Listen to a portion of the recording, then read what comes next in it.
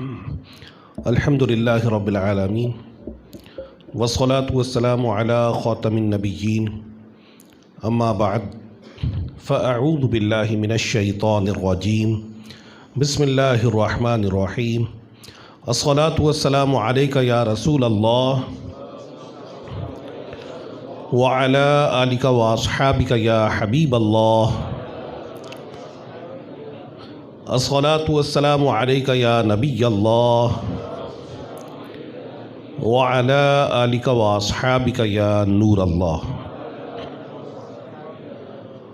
رسول محتشم شاہ بنی آدم نور مجسم صلی اللہ تعالی علیہ وآلہ وسلم کی ذات اقدس پر ہدیہ درود و سلام پیش کرنے کے بہت سے فضائل و برکات کتب احادیث میں بیان کیے جاتے ہیں۔ چنانچہ ایک حدیث پاک جسے امام ترمذی رحمۃ اللہ تعالی علیہ نے اپنی حدیث کی مشہور کتاب جامع ترمذی میں نقل کیا، حضرت عبداللہ بن مسعود رضی اللہ تعالیٰ عنہ اس حدیث کے راوی ہیں۔ آپ نے فرمایا قال رسول اللہ صلی اللہ علیہ وآلہ وسلم اولی الناس بی یوم القیامت اکثرهم علی صلاۃ او کما قال النبی صلی اللہ علیہ وآلہ وسلم، کہ لوگوں میں سے قیامت کے دن میرے سب سے زیادہ قریب وہ ہوگا جو میری ذات پر کثرت سے درود پڑھتا ہوگا۔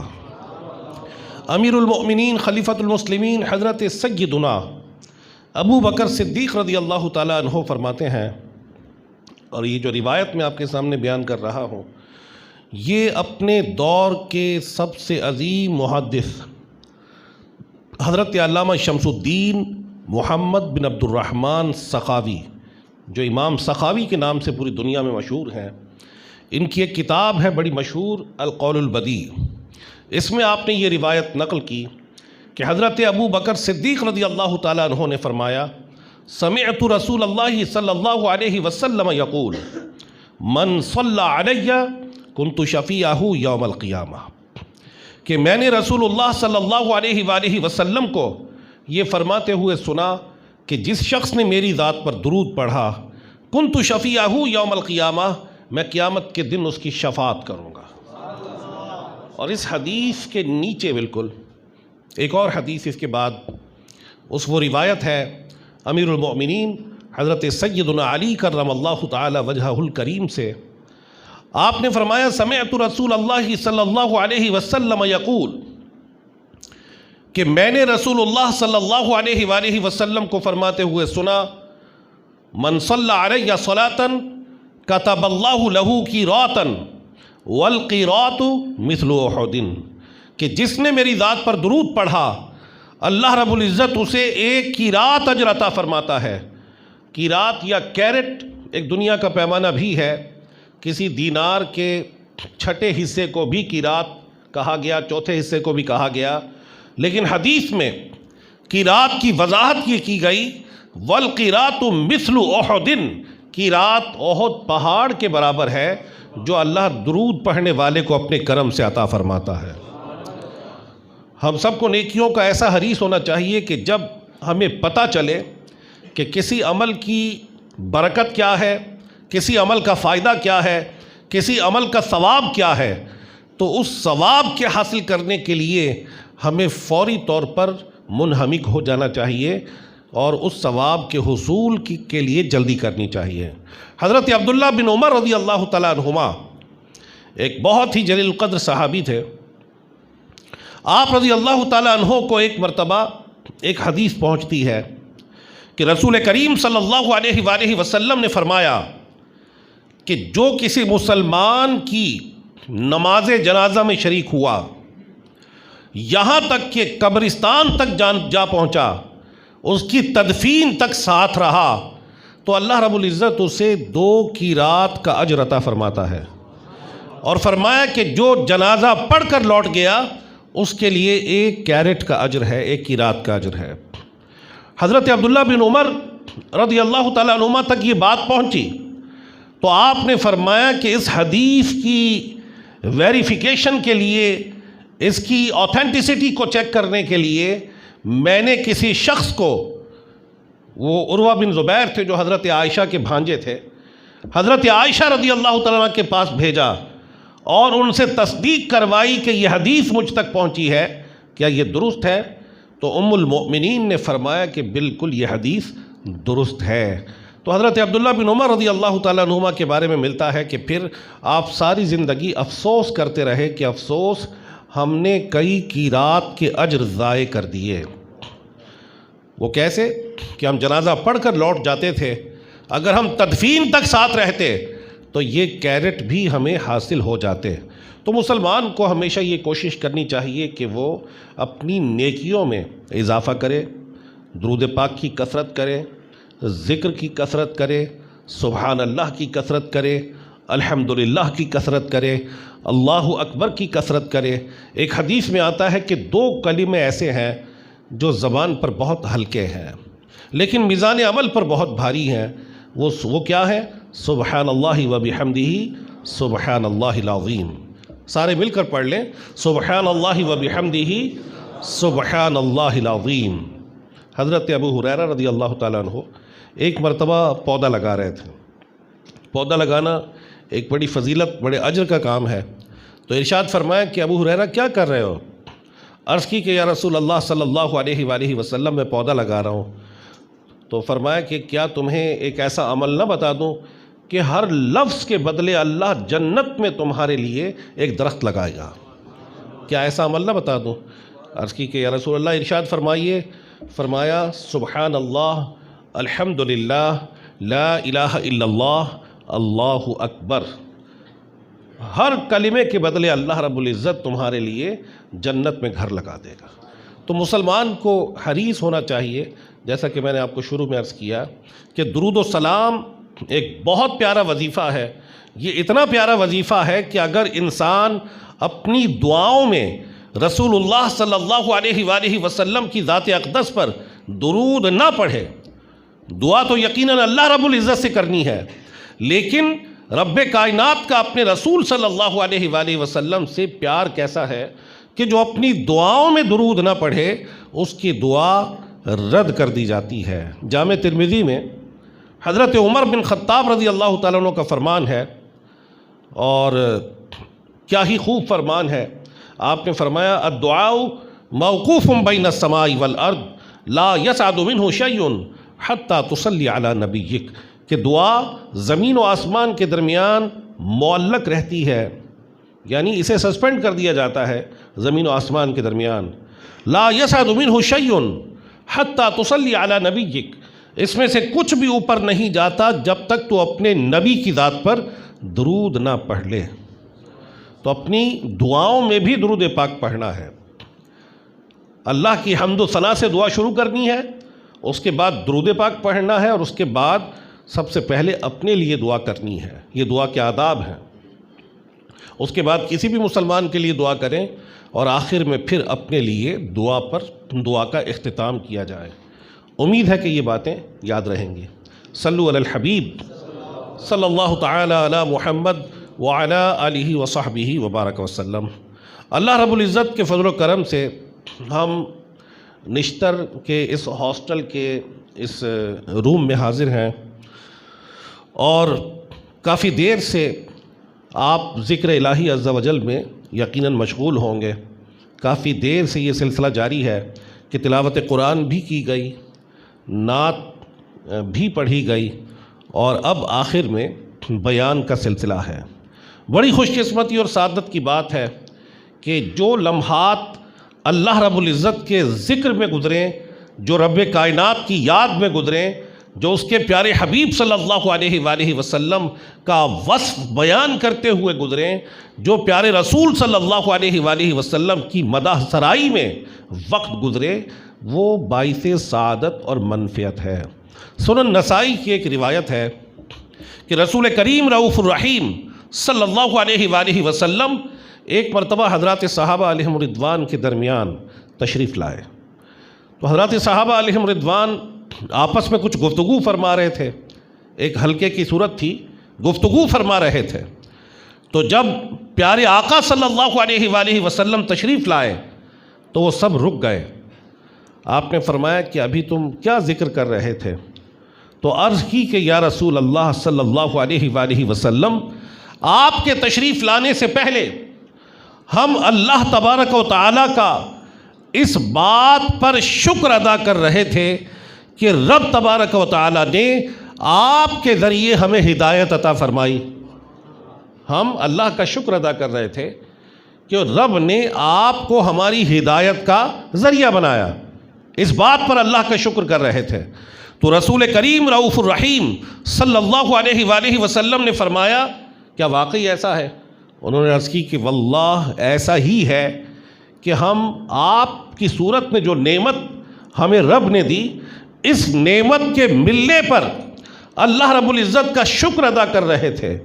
تو رسول کریم رؤوف الرحیم صلی اللہ علیہ وآلہ وسلم نے کچھ دیر بعد ارشاد فرمایا کہ جیسا تم کہہ رہے ہو کہ ہم آپ کی صورت میں ملنے والی اللہ رب العزت کی نعمت کے شکر کے طور پر اللہ تعالیٰ کا شکر ادا کر رہے تھے کہ اس نے کرم کیا کہ آپ کو ہمارے لیے ہدایت کا ذریعہ بنایا، اگر واقعی ایسا ہی تم کر رہے تھے تو جبریل امین علیہ السلام نے مجھے یہ خبر دی ہے کہ تمہاری اس محفل پر اللہ رب العزت فرشتوں کے سامنے فخر فرما رہا ہے جیسا کہ اس کی ذات کے لائق ہے۔ یعنی حضرات صحابہ صرف اس بات پر کہ اللہ کا ہم پر کرم ہوا کہ اللہ رب العزت نے اپنے رسول صلی اللہ علیہ وآلہ وسلم ہمارے درمیان مبعوث فرمائے، اس بات پر اللہ کا شکر ادا کر رہے تھے حضرات صحابہ۔ تو نبی پاک صلی اللہ علیہ وآلہ وسلم نے فرمایا کہ تمہارے اس عمل پر اللہ رب العزت فرشتوں کے سامنے فخر فرما رہا ہے جیسا کہ اس کی شان کے لائق ہے۔ سبحان اللہ، کتنی بڑی محفل ہوتی ہے رسول کریم صلی اللہ علیہ وآلہ وسلم کی تعریف و توصیف کی، آپ کی شان، آپ کی عظمت کے بیان کی۔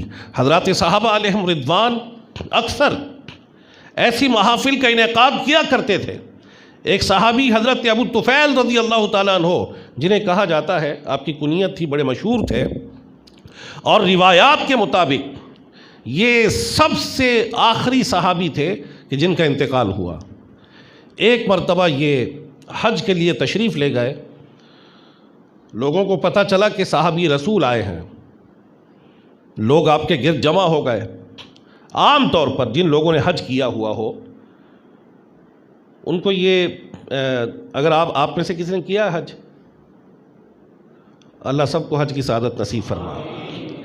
جب حج کرنے آپ جائیں گے نا تو اس وقت دیکھیں گے کہ لوگوں کا ذوق و شوق کیسا ہوتا ہے، اور لوگ سوالات کر رہے ہوتے ہیں اہل علم سے کہ اب ہمیں کیا کرنا ہے، اب ہمیں کیا کرنا ہے، اب ہمیں کیا کرنا ہے۔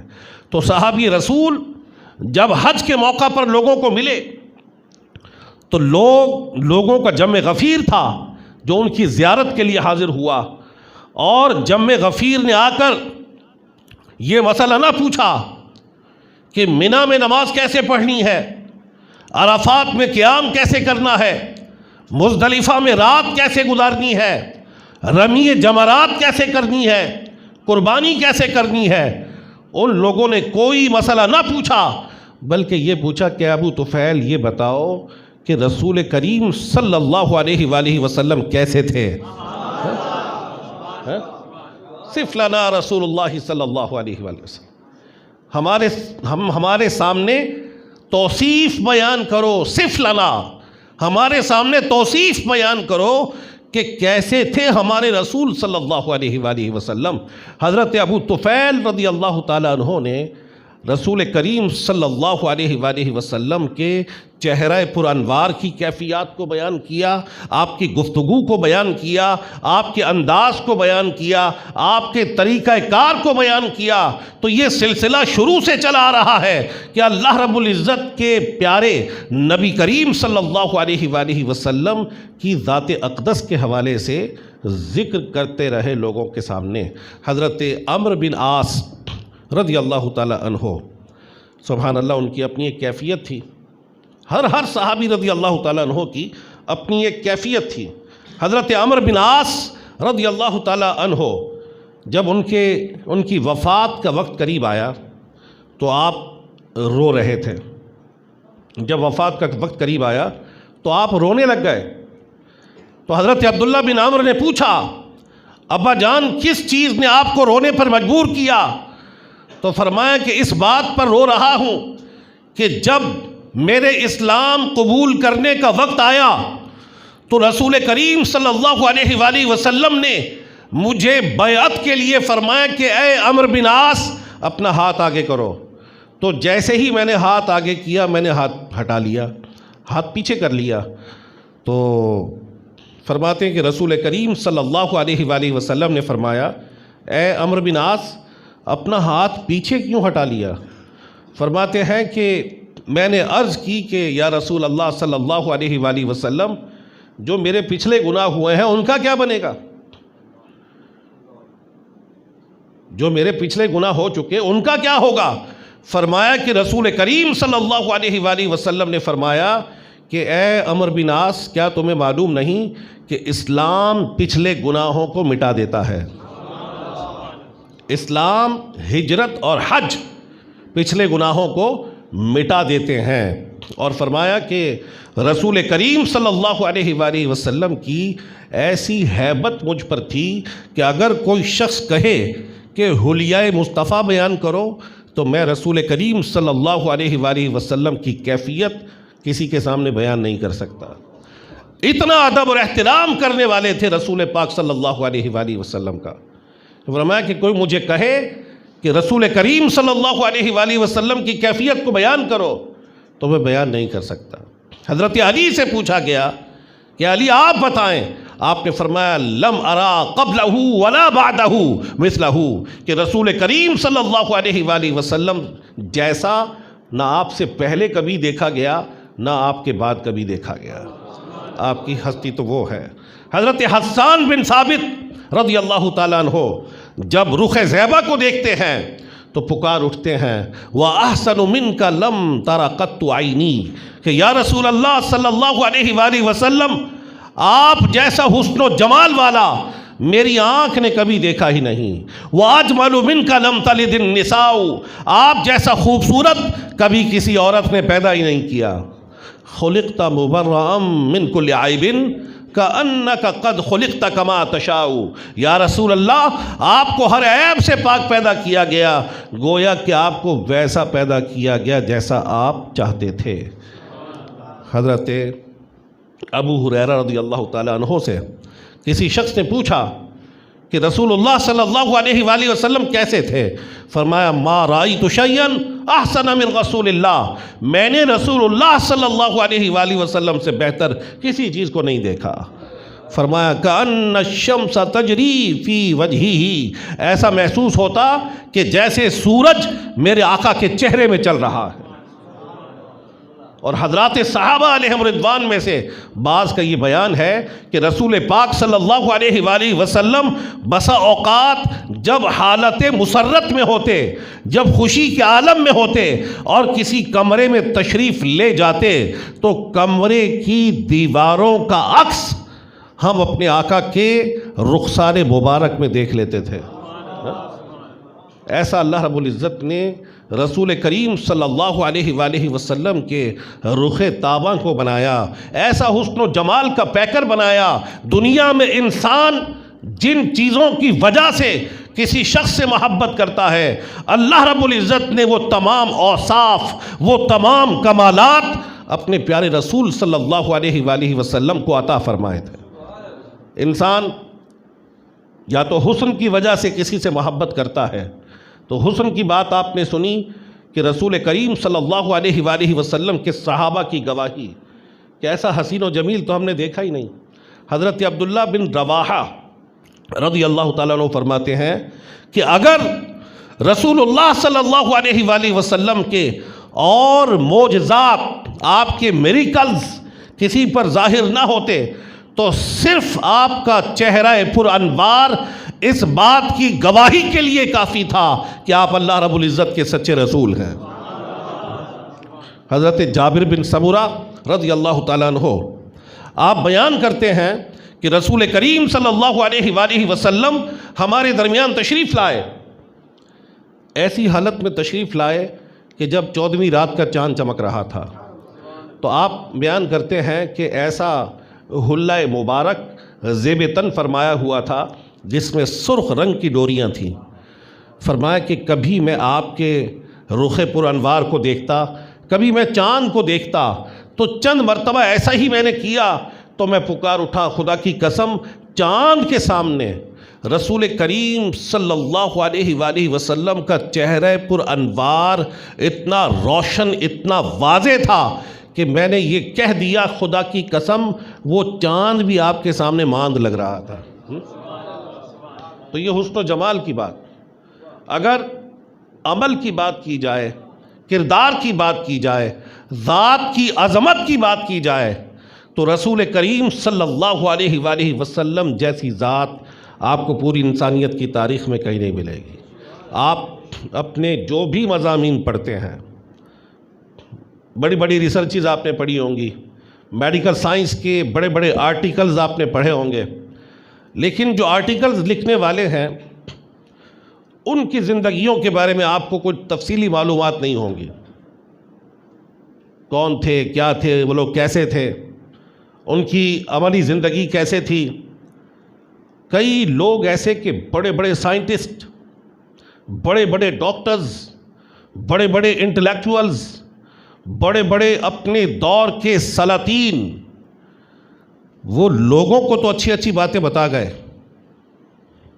لوگوں کو تو دانائی کی باتیں بتا گئے، لیکن اپنی عملی زندگی اتنی زیادہ فرسٹریشن کا شکار رہے کہ کئی لوگوں نے خودکشی کر لی، اور لوگوں کو پتہ نہیں کہ انہوں نے زندگی کیسے گزاری۔ ناکام زندگیوں والے کئی لوگ ایسے ہیں کہ جنہیں ہم اپنا آئیڈیل سمجھتے ہیں۔ رسول کریم رؤوف الرحیم صلی اللہ علیہ وآلہ وسلم کی ذات اقدس وہ ہے کہ آپ کی ذات اقدس کے بارے میں اگر کوئی جاننا چاہے تو قرآن سامنے ہے۔ سب سے پہلی بات قرآن سامنے ہے کہ اللہ رب العزت نے آپ کے تذکرے عالم ارواح میں کیے، رب کائنات نے آپ کے تذکرے عالم ارواح میں کیے۔ ابھی کسی انسان کو دنیا میں نہیں بھیجا تھا، رب تبارک و تعالی نے کسی انسان کو دنیا میں نہ بھیجا تھا کہ عالم ارواح میں حضرات انبیاء علیہم السلام کی ارواح طیبات کو جمع کیا، اور جمع کر کے ان لوگوں سے اللہ رب العزت نے رسول کریم صلی اللہ علیہ وآلہ وسلم کے بھیجے جانے کا ذکر کیا۔ سب سے پہلے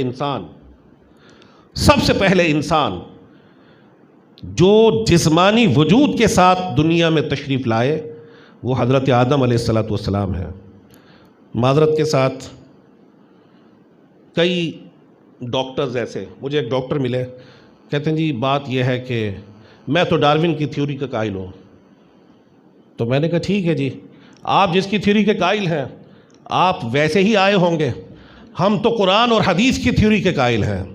ہم تو کہتے ہیں کہ سب سے پہلے انسان آدم علیہ السلام ہے جنہیں اللہ رب العزت نے اپنے دست قدرت سے تخلیق فرمایا ہے۔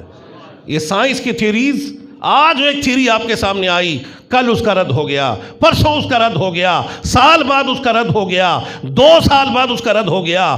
ہم جس تھیوری کو ماننے والے ہیں وہ لا مبدل لکلمات اللہ، اللہ کے کلمات تبدیل نہیں ہوتے۔ اللہ رب العزت نے حضرت آدم علیہ السلام کو ابھی جسمانی وجود نہیں بخشا تھا۔ یہ میں اس لیے بات کر رہا ہوں، جو میں نے بات آپ کے سامنے کی ہے، میں نے بھی میڈیکل سائنس کو بہت پڑھا ہے۔ بڑی بڑی میڈیکل سائنس کی کتابوں میں جو انسان کی پیدائش کا ذکر کیا گیا وہ ایپس کی صورت میں ہے، یہ جناب یہ ایپ ہے، یہ چل رہے ہیں، آخر میں انسان بنا دیا۔ تو ہم ایپس ہمارے فور فادرز نہیں تھے، ہمارے اینسسٹرز، ہمارے پریڈیسیسرز، they were not apes, they were human beings. They were human beings. یہ تھیوری غلط ہے جو آج بھی بدقسمتی سے بعض میڈیکل سائنس کی کتابوں میں پڑھائی جاتی ہے، جبکہ کئی سائنٹسٹ نے اس تھیوری کو رد کر دیا کہ ایسا پاسبل ہی نہیں ہے۔ بہرحال میں عرض کر رہا تھا کہ اللہ رب العزت نے حضرت آدم علیہ السلام کو ابھی اپنے دست قدرت سے تخلیق نہیں فرمایا تھا، ابھی تخلیق ان کی نہیں ہوئی تھی۔ عالم ارواح میں رب کائنات نے حضرات انبیاء علیہم السلام کی ارواح طیبات کو جمع کیا اور ان کے سامنے رسول کریم رؤوف الرحیم صلی اللہ علیہ وآلہ وسلم کے دنیا میں بھیجے جانے کا ذکر کیا۔ قرآن مجید میں اللہ رب العزت نے فرمایا وَإِذْ أَخَذَ اللَّهُ مِيثَاقَ النَّبِيِّينَ لَمَا آتَيْتُكُم مِّن كِتَابٍ وَحِكْمَةٍ ثُمَّ جَاءَكُمْ رَسُولٌ مُصَدِّقٌ لِّمَا مَعَكُمْ لَتُؤْمِنُنَّ بِهِ وَلَتَنصُرُنَّهُ۔ اللہ رب العزت نے فرمایا اور جب اللہ نے نبیوں سے عہد لیا، اگر کسی اور کی بات ہوتی تو ہو سکتا ہے کہ ڈاؤٹ فل ہوتی، رب نے فرمایا ہے کیا وَإِذْ أَخَذَ اللَّهُ مِيثَاقَ النَّبِيِّينَ، اور جب اللہ نے نبیوں سے عہد لیا، کیا عہد لیا؟ لَمَا آتَيْتُكُم مِّن كِتَابٍ وَحِكْمَةٍ، کہ اے میرے نبیوں جب میں تمہیں کتاب و حکمت عطا کروں، ثُمَّ جَاءَكُمْ رَسُولٌ مُصَدِّقٌ لِّمَا مَعَكُمْ، پھر تمہارے پاس وہ رسول آ جائے جو تمہاری کتابوں کی تصدیق کر دے، لَتُؤْمِنُنَّ بِهِ وَلَتَنصُرُنَّهُ، تو تم میرے محبوب پر ایمان بھی لانا اور ان کی مدد بھی کرنا۔ یہ عالم ارواح میں اللہ رب العزت نے حضرات انبیاء علیہم السلام کی ارواح طیبات کے سامنے رسول اللہ صلی اللہ علیہ وآلہ وسلم کی بعثت کا ذکر کیا تو تمام نبیوں نے اس بات کا اقرار کیا۔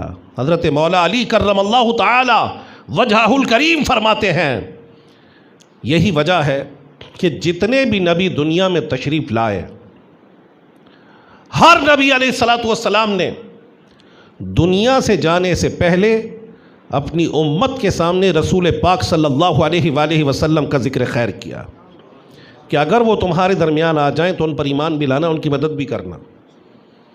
ہر نبی نے ذکر کیا، اور یہ ذکر اتنا مشہور ہوا کہ آپ کی پیدائش سے پہلے لوگ جانتے تھے کہ آخری نبی کی نشانیاں کیا ہیں، لوگ جانتے تھے۔ اللہ رب العزت نے قرآن مجید میں بیان کیا کہ جن لوگوں کو جو اہل کتاب ہیں وہ میرے رسول صلی اللہ علیہ وآلہ وسلم کو ایسے پہچانتے ہیں جیسے اپنے بیٹوں کو پہچانتے ہیں۔ یعرفونہ کما یعرفون ابناءہم، انہیں ایسے پہچانتے ہیں کہ جیسے اپنے بیٹوں کو پہچانتے ہیں۔ بہت ساری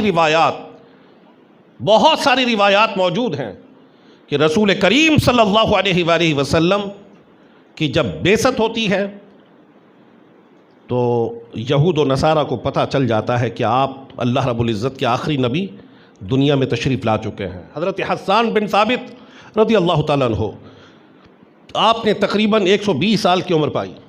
آپ فرماتے ہیں میں چھوٹا بچہ تھا کہ ایک دن مدینہ منورہ میں جو اس وقت یثرب کے نام سے مشہور تھا، ایک یہودی ایک ٹیلے پر چڑھتا ہے اور شور مچا کر کہتا ہے کہ تورات میں جس ستارے کے طلوع ہونے کا ذکر تھا کہ فلاں ستارہ طلوع ہوگا تو آخری نبی کی پیدائش ہوگی، سن لو وہ ستارہ طلوع ہو چکا ہے، دیکھو کہ وہ نبی کہاں ظاہر ہوتے ہیں۔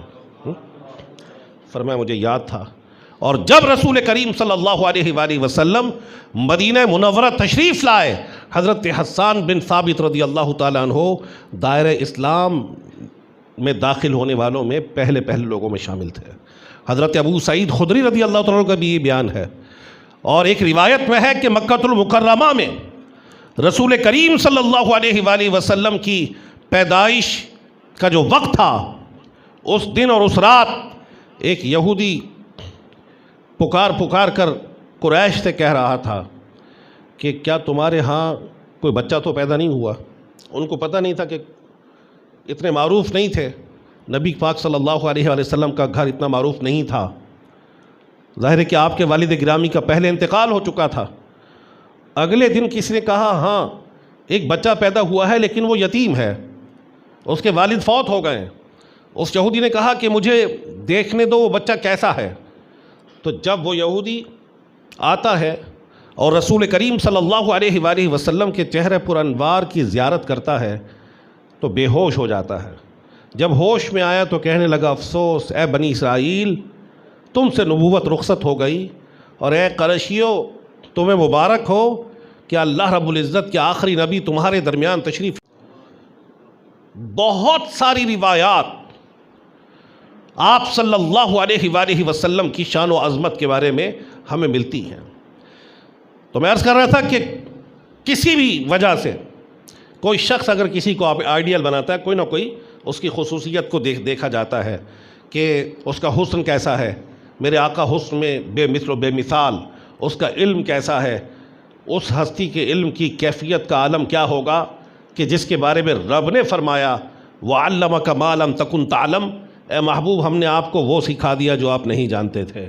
تو جنہیں رب نے سکھایا ان کے علم کی کیفیت کیا ہوگی۔ ایک مرتبہ ایک نشست ایسی تھی، حضرات صحابہ علیہم رضوان کا جمع غفیر تھا۔ یہ بخاری و مسلم کی روایت آپ کے سامنے بیان کر رہا ہوں۔ رسول کریم صلی اللہ علیہ وآلہ وسلم کی محفل تھی۔ حضرت ابو موسیٰ اشعری رضی اللہ تعالیٰ عنہ اس حدیث کے نیریٹر ہیں۔ فرمایا کہ سئل النبی صلی اللہ علیہ وسلم عن اشیاء کریہا، رسول کریم صلی اللہ علیہ وآلہ وسلم سے کچھ ایسی چیزوں کے بارے میں پوچھا گیا کہ جن کا پوچھا جانا، جن چیزوں کے تذکرے آپ کو اچھے نہیں لگتے تھے۔ فلما اکثر علیہ غضبا، جب سوالات کثرت سے ہونے لگے تو آپ غضبناک ہو گئے، جلال آ گیا۔ قام، کھڑے ہو گئے۔ ثم قال للناس سلونی عما شئتم، اے لوگوں مجھ سے پوچھو عما شئتم، کس چیز کے بارے میں پوچھنا ہے۔ آپ کو ان چیزوں کے تذکرے اچھے نہیں لگتے تھے، لیکن جب بہت زیادہ سوالات ہوئے آپ نے فرمایا سلونی عما شئتم، اے لوگوں مجھ سے پوچھو کیا پوچھنا چاہتے ہو۔ ایک شخص کھڑا ہو گیا، قام رجل، ایک شخص کھڑا ہوا، قال من ابی یا رسول اللہ، یا رسول اللہ صلی اللہ علیہ وآلہ وسلم میرے والد صاحب کون ہیں۔ اب جو روایت بیان کر رہا ہوں یہ اوتھینٹک ترین روایات میں سے ایک ہے، بخاری و مسلم نے روایت کیا اس کو۔ من ابی یا رسول اللہ، یا رسول اللہ میرے والد صاحب کون ہیں۔ آپ نے یہ نہیں فرمایا کہ مجھے کیا پتا، نہ اس وقت کوئی میڈیکل سائنس کے عروج کا دور تھا، کوئی ڈی این اے ٹیسٹ ہو جاتا، کوئی ایسی بات تھی نہیں، کوئی ایسی انوینشنز، کوئی ایسی انوویشنز کا دور تھا ہی نہیں۔ وہ جیسے پوچھا من ابی یا رسول اللہ، فرمایا ابو کا حذافہ، تیرے والد کا نام حذافہ ہے۔ قام رجل آخر، دوسرا آدمی کھڑا ہو گیا، من ابی یا رسول اللہ، یا رسول اللہ میرے والد صاحب کون ہیں۔ فرمایا جو مشہور ہے نا وہ نہیں ہے، جو مشہور ہے نا وہ نہیں ہے۔ ابو کا سالم مولا شیبہ، تیرے والد کا نام سالم ہے جو شیبہ کا غلام ہے، تو غلام کا بیٹا ہے۔ تو حضرت عمر رضی اللہ تعالیٰ عنہ نے عرض کی کہ یا رسول اللہ ہم آپ سے معافی کے طلبگار ہیں، ہم آپ سے کچھ پوچھنا نہیں چاہتے۔ یعنی میں نے آپ کو عرض کیا نا کہ آپ سے ایسی باتیں پوچھی جانے لگی اس محفل میں، نسب کے تذکرے ہونے لگے کہ فلاں جو ہے وہ فلاں کا بیٹا لگتا نہیں ہے۔ اب حضرت حذافہ کے بیٹے حضرت عبداللہ نے پوچھا تھا، ان کا والد صاحب سے کلر ملتا نہیں تھا، تو لوگوں نے کہا کہ یہ تو ان کا بیٹا لگتا ہی نہیں ہے۔ انہوں نے بھری محفل میں رسول پاک صلی اللہ علیہ وآلہ وسلم سے پوچھا من ابی، میرے والد صاحب کون ہیں۔ آپ نے فرمایا ابو کا حذافہ، تیرے والد حذافہ ہی ہیں۔ تو یہ جب گھر جاتے ہیں نا تو امی جان ناراض ہوئیں، بیٹا یہ کیا کیا تم نے، بھرے دربار میں یہ سوال کر دیا کہ میرے ابا جان کون ہیں۔ خدا نہ خواستہ زمانہ جاہلیت میں اگر مجھ سے کوئی گناہ ہوتا تو میرا پردہ فاش ہو جاتا۔ فرمایا امی جان اگر رسول اللہ صلی اللہ علیہ وآلہ وسلم فرماتے کہ تو حذافہ کا نہیں کسی حبشی غلام کا بیٹا ہے تو میں اپنے آقا کی بات کو درست تسلیم کرتا۔ ان کا ذہن یہ تھا کہ رسول پاک صلی اللہ علیہ وآلہ وسلم نہ صرف ہمیں جانتے ہیں بلکہ ہمارے آباء و اجداد کو بھی جانتے ہیں۔ تو میں آپ کو عرض کر رہا تھا کہ رسول کریم صلی اللہ علیہ وآلہ وسلم کی صورت میں رب کائنات نے ہمیں بہترین نعمت سے نوازا۔ اگر آپ دنیا میں کسی ذات کو اپنا رول ماڈل تصور کرنا چاہیں، اگر آپ بانیان مذاہب کے تذکروں کو پڑھنا چاہیں، اگر آپ کنفیوشس کو پڑھنا چاہیں، اگر آپ زoroastrianism کے بانی کو پڑھنا چاہیں، اگر آپ بدھ مت کے بانی کو پڑھنا چاہیں، اگر آپ یہودیت کے فرما رواؤں یا یہودیت جن لوگوں کو اپنا نبی مانتی ہے، اگر آپ حضرات انبیاء علیہم الصلاۃ والسلام کے تذکرے پڑھنا چاہیں، اگر آپ حضرت سیدنا موسیٰ علیہ نبی جینا علیہ الصلاۃ والسلام کے تذکرے کو پڑھنا چاہیں، تو آپ کے ان کے تذکروں میں کوئی بات سوائے قرآن و سنت کے کوئی بات آپ کو اوتھینٹک نہیں ملے گی۔ حضرت موسیٰ کی پیدائش کا ذکر تو موجود ہے، ان کے فرعون کے گھر جا کر اپنی والدہ محترمہ کی طرف لوٹ کر آنے کا ذکر تو موجود ہے، باقی آپ نے جوانی تک وقت کہاں گزارا کوئی پتہ نہیں ہے، قرآن و سنت میں بات موجود نہیں ہے۔ یہاں تک کہ بائبل بھی خاموش ہے کہ انہوں نے وقت کو کیسے گزارا۔ اب ایک شخص چاہتا ہے کہ وہ زندگی کے ہر پہلو میں رہنمائی حاصل کرے کہ جب بچہ پیدا ہو تو کیا کرنا چاہیے، اسے گھٹی کیسے دینی ہے، اس کی تحنیک کیسے کرنی ہے، اسے اس کا نام کیسے رکھنا ہے، اس کا عقیقہ کیسے کرنا ہے، اس کی تربیت کن بنیادوں پر کرنی ہے، اس نے بچپن کیسے گزارا، اس بچے نے اپنے لڑکپن کو کیسے گزارا، اپنی جوانی کو اس شخص نے کیسے گزارا، اپنے بڑھاپے کو کیسے گزارا۔ جس بندے کو ہم رول ماڈل بنانا چاہتے ہیں اس کا لائف سٹائل پتہ تو ہو ہمیں کہ میں فلاں بندے کو رول ماڈل سمجھتا ہوں کہ اس کا بچپن بے مثل و بے مثال ہے، اس کا لڑکپن بے مثال ہے، اس کی جوانی بے مثال ہے، اس کا بڑھاپا بے مثال ہے۔ جبکہ آپ اگر رسول کریم رؤوف الرحیم صلی اللہ علیہ وآلہ وسلم کی حیات طیبہ کا مطالعہ کریں تو اعلان نبوت سے پہلے بھی لوگ آپ کو صادق و امین کہتے تھے، ان کی صداقت اور ان کی امانت کے گن گاتے تھے، ان کی شان و عظمت کے گن گاتے تھے۔ آپ کو کوئی ایک واقعہ ایسا نہ ملے گا کہ جو واقعہ آپ کو ایسا لگے کہ یہ بندہ رول ماڈل نہیں ہو سکتا۔ ان کا بچپن بے مثل و بے مثال۔ حضرت عباس بن عبد المطلب رضی اللہ تعالیٰ عنہ ایک مرتبہ رسول پاک صلی اللہ علیہ وآلہ وسلم کی خدمت میں آئے اور کہا کہ اے محمد، اے میرے بھتیجے، آپ کی نبوت کی گواہی مجھے آپ کے پنگھوڑے میں مل گئی تھی، مجھے آپ کے گہوارے میں، آج تو پرام یوز ہوتا ہے نا کہ پرام ہے، تو آپ کے گہوارے میں مجھے آپ کی نبوت کی گواہی ملی۔ میں نے دیکھا کہ آپ اپنے گہوارے میں تھے، آپ اپنے پنگوڑے میں تھے، آپ کی انگلی جہاں ہلتی تھی چاند بھی وہاں حرکت کرتا تھا۔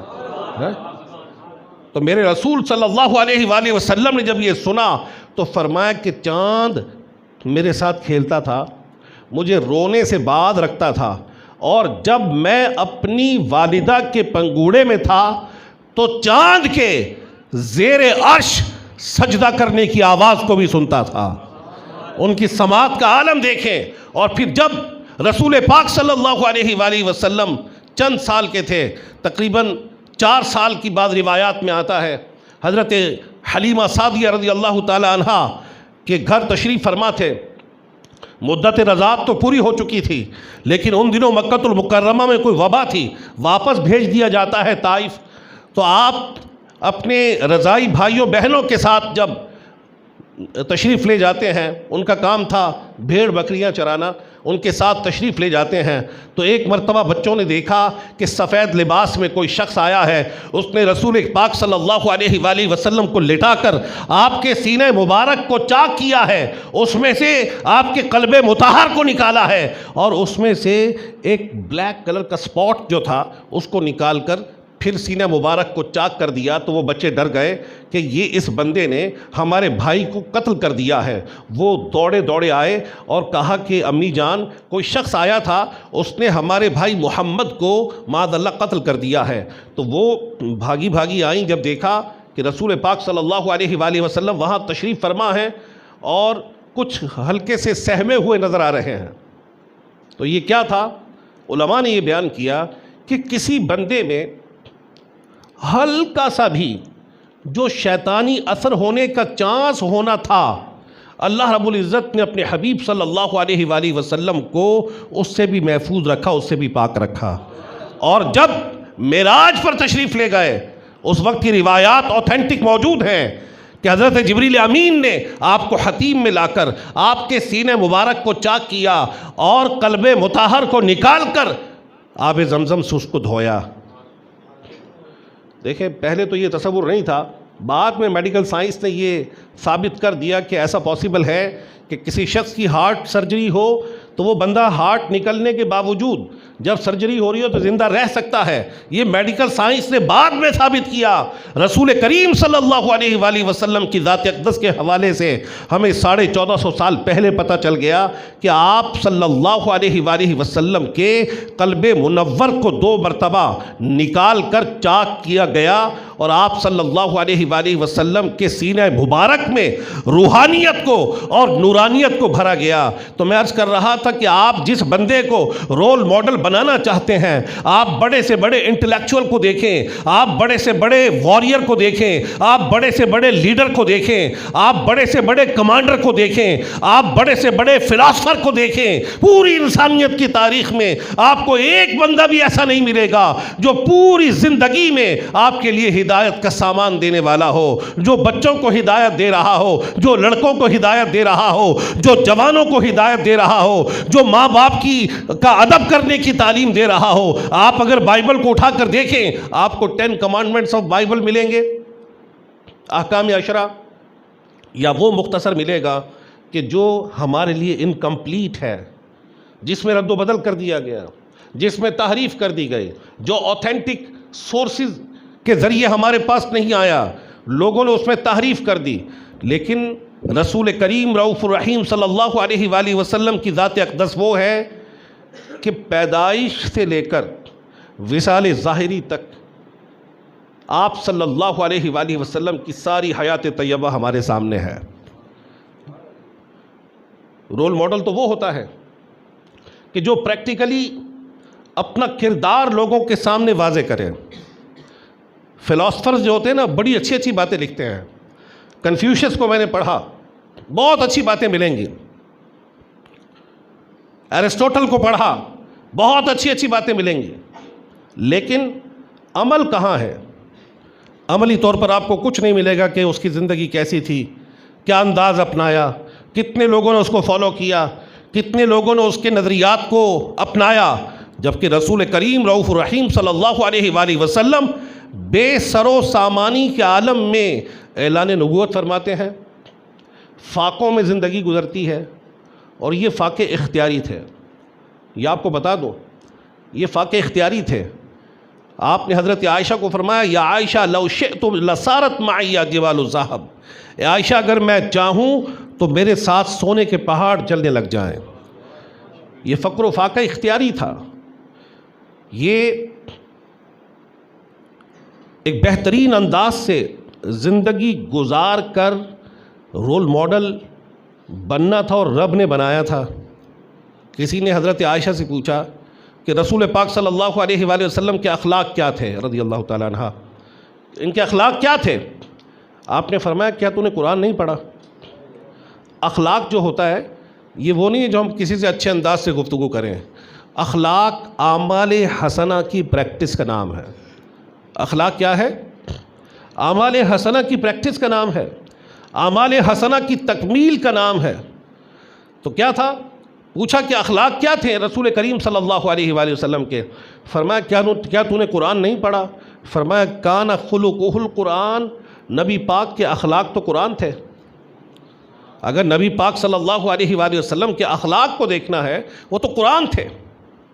تو رسول کریم صلی اللہ علیہ وآلہ وسلم کی ذات اقدس وہ کہ جس نے بھی آپ کی ذات کو پڑھا وہ پکار اٹھا کہ ان جیسی ہستی ہمیں پوری روح زمین پر نظر نہیں آئی۔ بڑے بڑے لکھنے والوں نے، خیر ہم تو وہ بات نہیں کر سکتے، جتنے بھی انبیاء علیہ الصلوۃ والسلام ہیں وہ تمام کامیاب گزرے، بھلے ان کی دعوت پر ایک بندے نے لبیک کہا۔ احادیث میں آتا ہے کہ بعض انبیاء ایسے ہوں گے ان کے ساتھ ایک امتی ہوگا، تو خدا نہ خواستہ یہ ناکامی نہیں تھی، یہ ناکامی نہیں تھی۔ انہوں نے اپنا حق ادا کر دیا کہ لوگوں تک اللہ کے دین کو پہنچایا۔ اب عملی طور پر لوگ ساتھ نہیں لگے یہ اور بات ہے۔ ہم سارے نبیوں کو کامیاب کہتے ہیں، لیکن ایک بہت بڑا ہسٹورین نبی پاک صلی اللہ علیہ وآلہ وسلم کے بارے میں کہتا ہے، مائیکل ہارٹ یہودی تھا، وہ نبی پاک صلی اللہ علیہ وسلم کے بارے میں کہتا ہے he was the only person in human history who was supremely successful both religious and secular levels، کہ پوری انسانیت کی تاریخ میں محمد وہ واحد ذات گزرے ہیں صلی اللہ علیہ وآلہ وسلم جو ہر لحاظ سے کامیاب ہے، بھلے دین کا معاملہ ہو یا دنیا کا معاملہ ہو، وہ سب سے کامیاب ذات پوری انسانیت کی تاریخ میں وہ گزری ہے۔ یہودی تھا، کوئی اور نام بھی لے سکتا تھا، لیکن اگر وہ ایسا لیتا تو اس کو لوگ اس کے نظریات کو رد کر دیتے کہ نبی پاک صلی اللہ علیہ وآلہ وسلم کی زندگی تو لوگوں کے سامنے واضح ہے، آپ کا اخلاق، آپ کا کردار، آپ کی سادگی، آپ کی ٹالرنس، آپ صلی اللہ علیہ وآلہ وسلم کا عفو و درگزر، آپ صلی اللہ علیہ وآلہ وسلم کا خوف خدا، آپ صلی اللہ علیہ وآلہ وسلم کا شیریں انداز بیان، آپ صلی اللہ علیہ وآلہ وسلم کی لیجسلیشن، آپ ایک بہترین وائس تھے۔ تو اسی لیے انسائکلوپیڈیا بریٹینیکا کا مقالہ نگار کہتا ہے محمد واز دا بیسٹ اوریٹر۔ آپ صلی اللہ علیہ وآلہ وسلم نے جس انداز سے لوگوں کی اصلاح کی، ایسے لوگوں کی اصلاح کی کہ جو جاہل ترین لوگ تھے اپنے دور میں، بچیوں کو اس وجہ سے زندہ دفن کر دیتے تھے کہ ہمیں کسی کو رشتہ نہ دینا پڑ جائے، ہم اس کے آگے جھک نہ جائیں، ہمارے سامنے کوئی بلند نہ ہو جائے، اکڑ کر نہ چلے۔ اپنی بچیوں کو زندہ درگور کرنے والے، زندہ جانوروں کے گوشت کاٹ کر کھا جانے والے، جانوروں کے ایک دوسرے سے آگے بڑھ جانے کی وجہ سے قتل و غارت گری کا بازار گرم کرنے والے ٹوٹلی الٹریٹ لوگوں کو نبی پاک صلی اللہ علیہ وآلہ وسلم نے ایسا ریکٹیفائی کیا کہ مشرق سے مغرب، شمال سے جنوب تک ان کی شان و عظمت کا بیان ہو رہا ہے۔ اللہ رب العزت نے فرمایا وَرَفَعْنَا لَكَ ذِكْرَكَ، اے محبوب ہم نے آپ کے لیے آپ کے ذکر کو بلند کر دیا۔ علماء نے اس کو انٹرپریٹ کیا ہے کہ اس کا مطلب یہ ہے کہ جہاں بھی رب کا ذکر ہوتا ہے وہاں اس کے حبیب صلی اللہ علیہ وآلہ وسلم کا ذکر ہوتا ہے۔ اللہ رب العزت نے اپنے حبیب کا ذکر اپنی ذات سے علیحدہ نہ کیا۔ اگر آپ التحیات پڑھ رہے ہیں تو محبوب کا ذکر موجود ہے، اگر اذان دی جا رہی ہے تو محبوب کا ذکر موجود ہے۔ محبوب کے ذکر کو ایسے بلند کیا کہ آپ فجر کا وقت دیکھیں، سورج جس سرزمین پر نکلتا ہے، پتہ ہے کون سی جگہ ہے وہ؟ ایٹلس دیکھا ہے نا آپ نے؟ سورج جس سرزمین پر سورج کی سب سے پہلی کرنیں گرتی ہیں وہ فجی اور اس کے قریب کے جزائر ہیں۔ نیوزی لینڈ کا بھی کچھ نہ کچھ حصہ ہے۔ سورج کی سب سے پہلے کرنیں وہاں آتی ہیں، فجی، فار ایسٹ کا سب سے پہلا وہ جزیرہ کہ جہاں سب سے پہلے طلوع فجر ہوتی ہے، فجر کا ٹائم شروع ہوتا ہے، وہاں دعوت اسلامی نے بھی مرکز بنایا ہے۔ الحمدللہ دعوت اسلامی کا مرکز بھی موجود ہے، تو بے شمار مسجدیں بنی ہیں۔ تو جیسے ہی فجر کی اذان کا وقت شروع ہوتا ہے، اذانیں شروع ہوئیں۔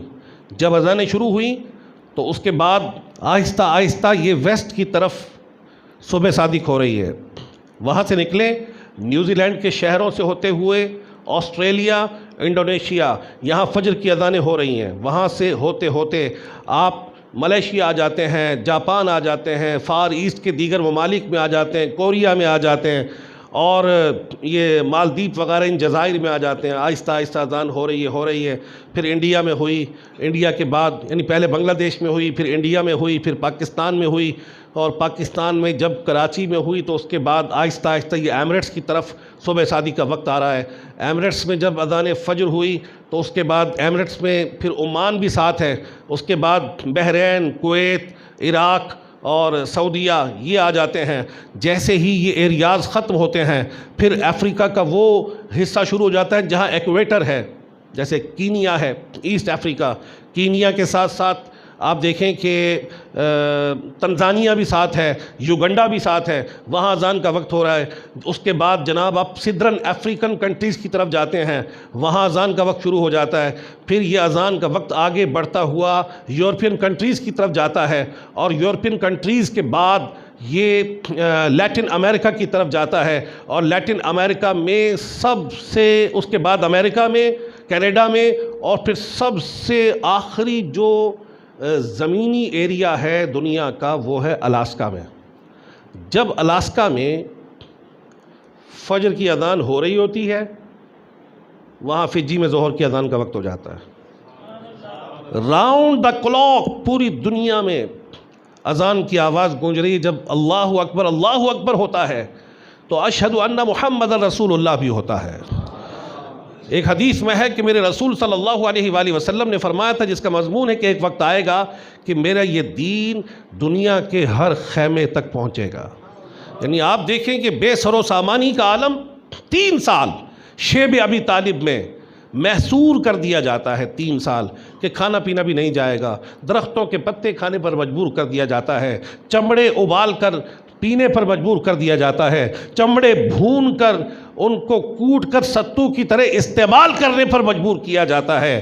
ایسی بے کسی کے عالم کے باوجود رسول کریم صلی اللہ علیہ وآلہ وسلم کی دعوت رکتی نہیں ہے۔ جن لوگوں نے آپ کی مخالفت کی، جنہوں نے آپ کی راہ میں روڑے اٹکائے، ایک وقت آتا ہے ان پہ انہوں نے جنگیں مسلط کی، غزوہ بدر مسلط کی، احد آئی، خندق آئی، اس کے بعد دیگر غزوات کا سلسلہ ہوا، غزوہ خیبر ہوا، غزوہ تبوک ہوا، پھر آخر وہ وقت آیا کہ فتح مکہ ہو جاتی ہے۔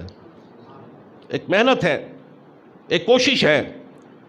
جب فتح مکہ ہوتی ہے، وہ لوگ کھڑے ہیں جنہوں نے مخالفتیں کی تھیں، جنہوں نے دل دکھایا تھا، جنہوں نے آپ کے صحابہ کو شہید کیا تھا، وہ صفوں میں کھڑے ہیں۔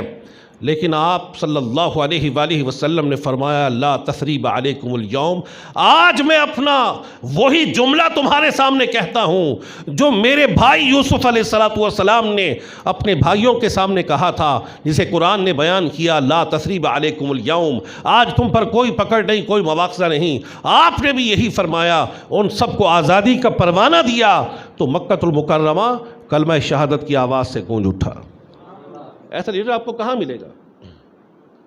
ورنہ اللہ رب العزت نے بادشاہوں کا فرمایا ہے، کیا فرمایا کہ یہ بادشاہ ایسے ہوتے ہیں اذا دخلوا قریۃ افسدوها وجعلوا عزت اہلها اذلہ، کہ یہ جو بادشاہ ہیں جب یہ فاتح کی حیثیت سے کسی بستی میں داخل ہوتے ہیں تو یہ افسدوها، وہاں بہت زیادہ فساد مچاتے ہیں یہ بادشاہ، اور وَجَعَلُوا عِزَّةَ أَهْلِهَا أَذِلَّةً، اور وہاں کے رہنے والوں کو جو عزت والے ہوتے ہیں ان کو ذلیل کر دیتے ہیں۔ لیکن نبی پاک صلی اللہ علیہ وآلہ وسلم نے ایسا نہیں کیا، ان لوگوں کو شان و عظمت کے پروانے دیے، انہیں مقام فاخرہ سے نوازا، یہاں تک کہ دین کے سب سے بڑے دشمن ابو جہل کا بیٹا آپ کی خدمت میں آتا ہے، اکرمہ، آپ ان کے استقبال کے لیے کھڑے ہو جاتے ہیں، یہاں تک کہ چادر مبارک نیچے گر جاتی ہے۔ ایسا استقبال کرتے ہیں دشمن خدا کے بیٹے کا۔ وہ دائر اسلام میں آ جاتے ہیں۔ صفوان بن امیہ کو غزوہ حنین کے موقع پر اتنا مال دیا، وہ کہتے ہیں کہ یہ کیا عجیب ذات ہے کہ ہم نے اتنا ان کو تنگ کیا، یہ ہمیں نوازے جا رہے ہیں۔ فرمایا خدا کی قسم میرے دل میں محبت مصطفیٰ پیدا ہو گئی، اور نہ صرف میں نے کلمہ پڑھا بلکہ میرے پورے خاندان نے کلمہ پڑھ لیا۔ دین کے اتنے بڑے دشمن ابو لہب کے بیٹے نے دائرہ اسلام میں داخل ہو کر پیارے آقا صلی اللہ علیہ وسلم کی عظمت کو تسلیم کیا۔ ابو جہل کی بیٹی دائرہ اسلام میں آ گئی۔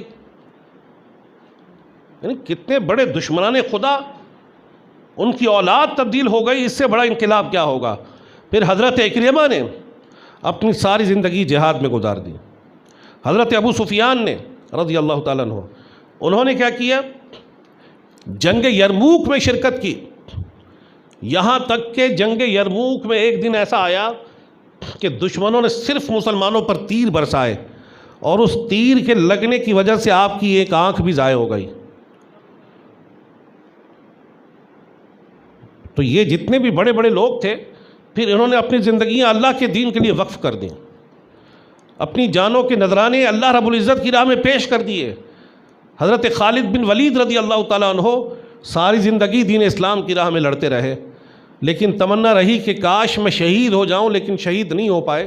افسوس کرتے رہے کہ اللہ کی راہ میں قتل کر دیا جاؤں کاش۔ تو یہ کیا تھا؟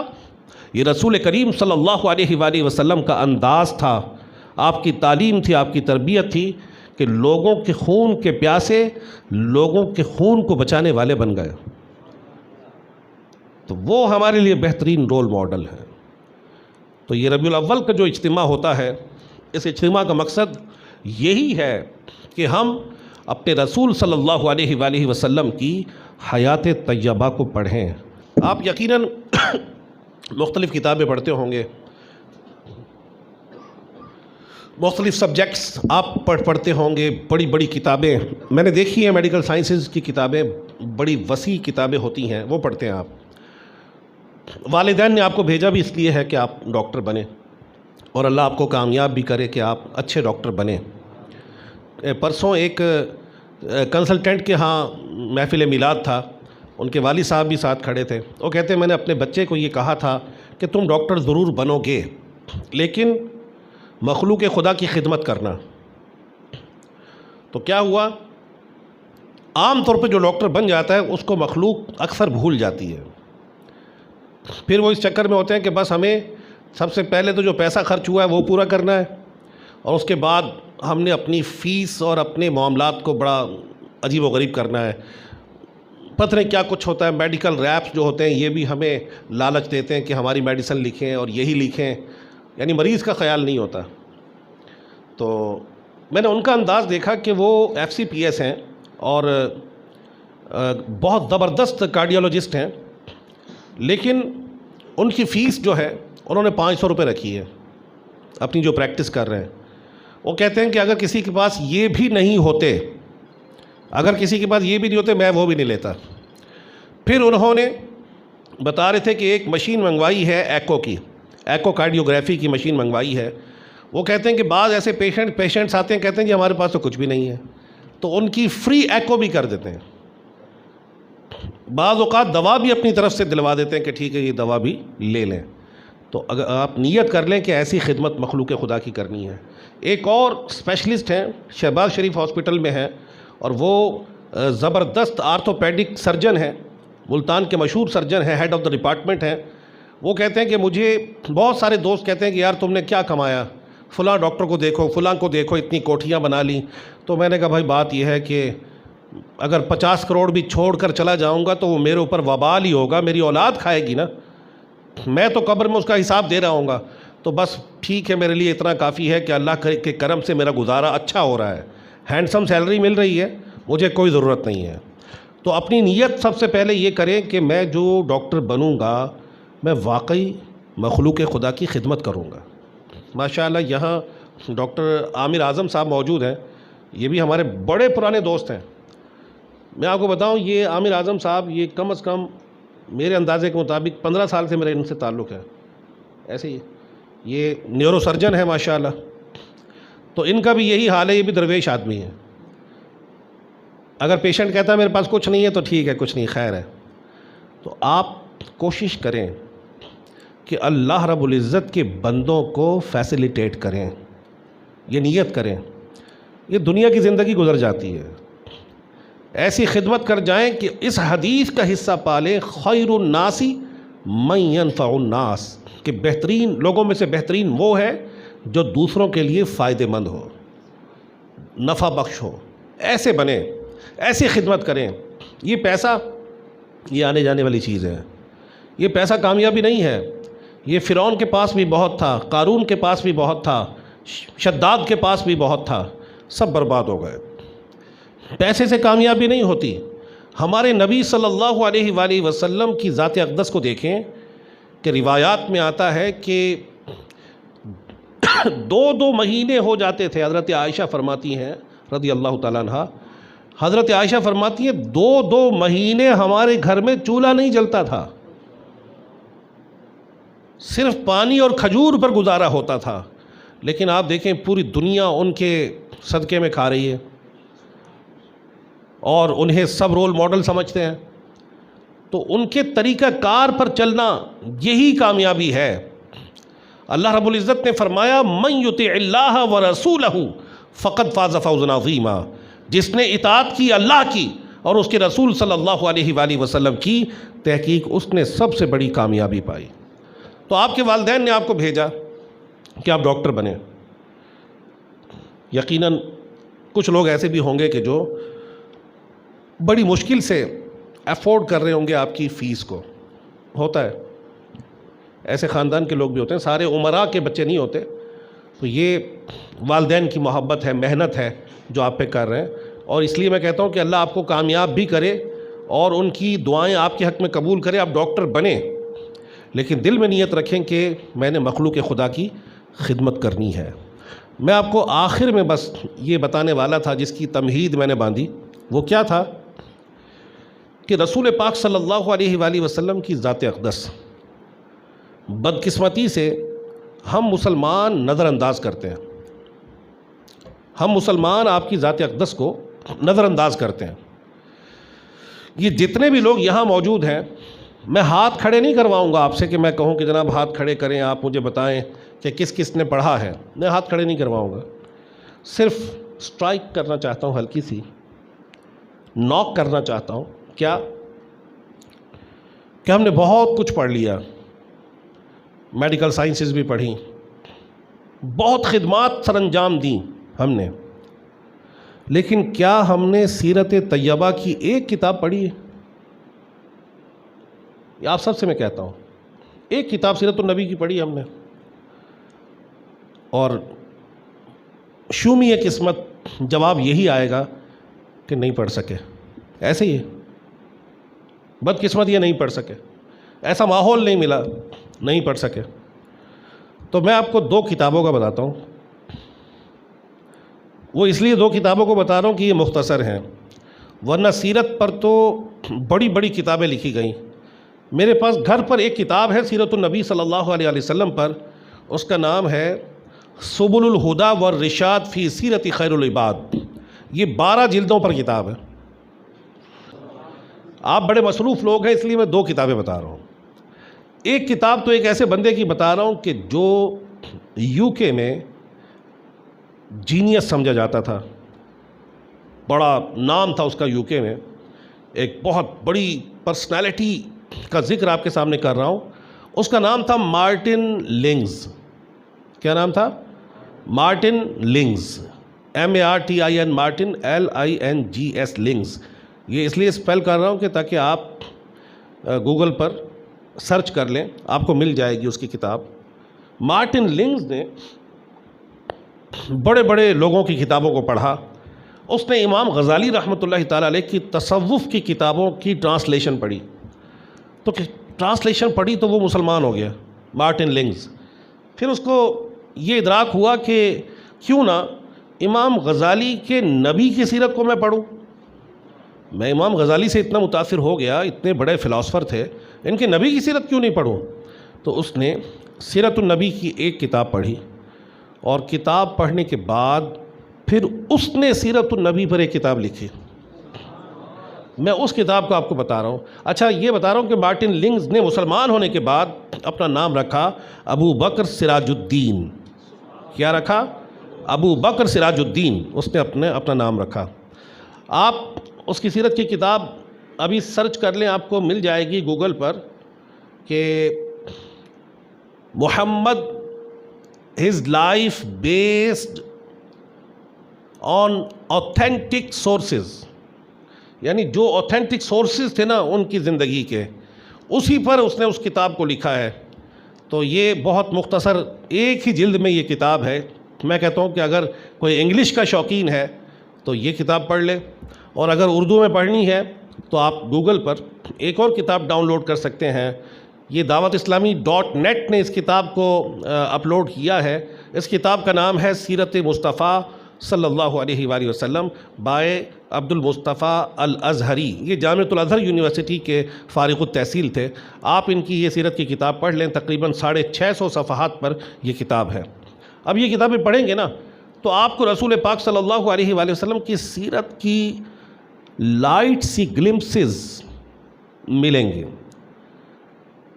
ان کو دیکھ لیں اور پھر دیکھیں، اپنے آپ سے کمپیریزن کریں کہ مجھ میں یہ باتیں ہیں یا نہیں ہیں.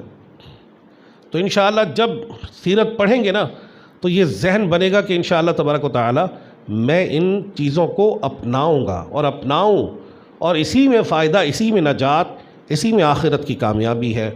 ورنہ دنیا، اللہ رب العزت نے فرمایا فمن زحزح عن النار وادخل الجنۃ فقد فاز وما الحیات الدنیا الا متاع الغرور، کہ جو آگ سے بچا کر، یعنی جہنم سے بچا کر جنت میں داخل کیا گیا وہ کامیاب ہوا.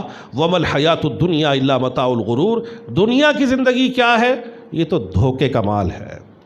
قرآن نے جسے دھوکہ کہا ہے تو کاش ہم اس دھوکے کو سمجھ جائیں اور آخرت کے امتحان کی تیاری کی کوشش کریں. اللہ رب العزت ہم سب کا جمع ہونا قبول فرمائے، جتنے بھی شرکاء ہیں سب کا آنا قبول کرے، اور جتنے لوگوں نے بھی اس محفل کو منعقد کیا اللہ رب العزت اپنے کرم سے اجر عظیم سے نوازے.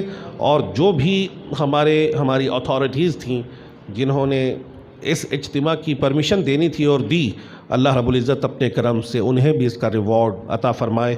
آمین بجاہ النبی الامین صلی اللہ تعالی علیہ وآلہ وسلم.